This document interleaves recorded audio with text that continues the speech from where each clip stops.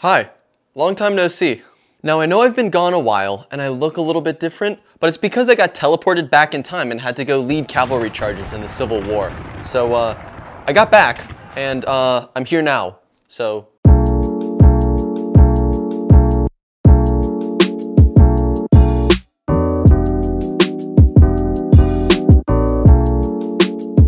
The Vinsguir Smasher X23.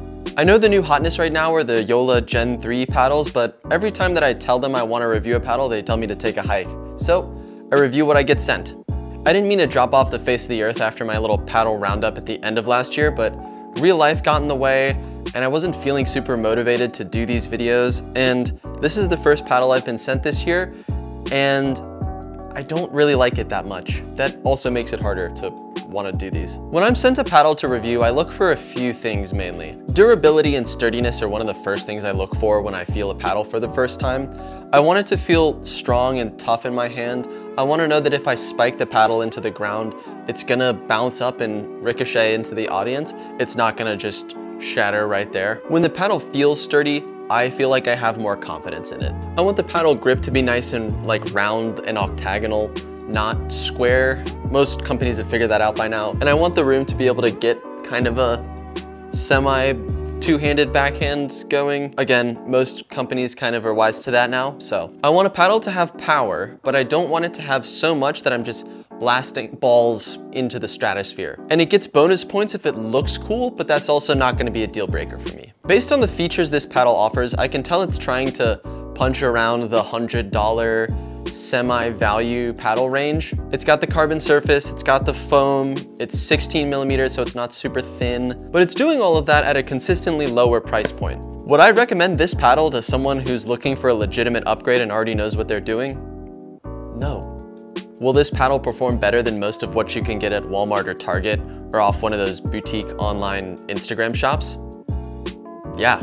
It's not very pretty. It's not super competitive at a high level, but it gets the job done better than a piece of plywood or the Walmart special. My biggest gripe with this paddle is a lack of power, and that dull knife kind of cuts both ways for me. Most new players I know have more trouble hitting the ball too far or out of bounds than they do being able to like not get it over the net. When the creatine fueled fraternity dropouts roll up to the pickleball court with one of those like super cheap paddles, this is what I give them over something that actually has more power. A lot of my understanding of this paddle being a low power paddle is because of the way that its sweet spot works. It feels like it has a really small sweet spot, like right here, top center. And if you hit balls dead center on that, they'll fly, but anywhere else on the paddle and you don't get any power back. So for a beginner that's just trying to get the ball on the paddle, that's fine. But if you're playing at a little bit of a higher level, a little bit more competitively, that makes you run into some problems. This paddle really demands like some precision with hitting the sweet spot, and if I'm going up for an overhead and I want to crush a ball, I don't want to have to like guess if I'm going to hit the sweet spot. I want to know that if I get it generally right, I'm going to be able to get some power. Similarly, with my short game, I dump a lot more balls into the net with this paddle than when I do with other paddles. This almost feels kind of like a training tool for helping more experienced players find the sweet spot on a paddle, more so than like a competitive option. I gotta stop for a moment.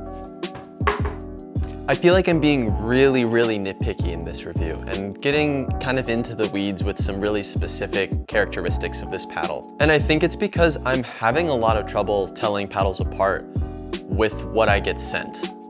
But with most of these low to mid-range paddles that I kind of seem to have the qualifications to review, I have a really hard time telling a lot of them apart. Every 6 to 8 months or so, the big paddle companies push out the next new tech advancement. And there are a few indie companies that I've liked that try to reinvent the paddle every now and then. But as far as the low to middleweight paddles go, I have a really hard time telling them apart, honestly. A lot of the paddle shapes are basically the same.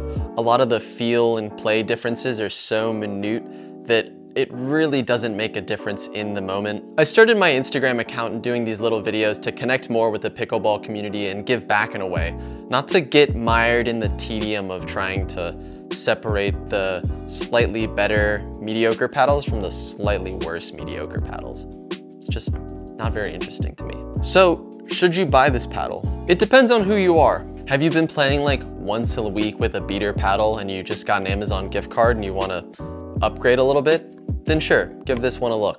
But know that if it's not on sale, you have a couple other really solid options in a similar price point. Options that I would honestly probably tell you to just save up for anyway. Do you already have a solid paddle and you want something that's even better? Then this isn't for you. In summary, in a world of paddles that range the gamut from really, really interesting to really, really bad, this one floats comfortably kind of right there at mediocre. And if you're just getting started, mediocrity is probably all you really need. Anyway, that's it from me. I don't really know when I'm gonna do another one of these, if I'm gonna do another one of these. Either way, like and subscribe, and if I do something else, you'll see it. Bye.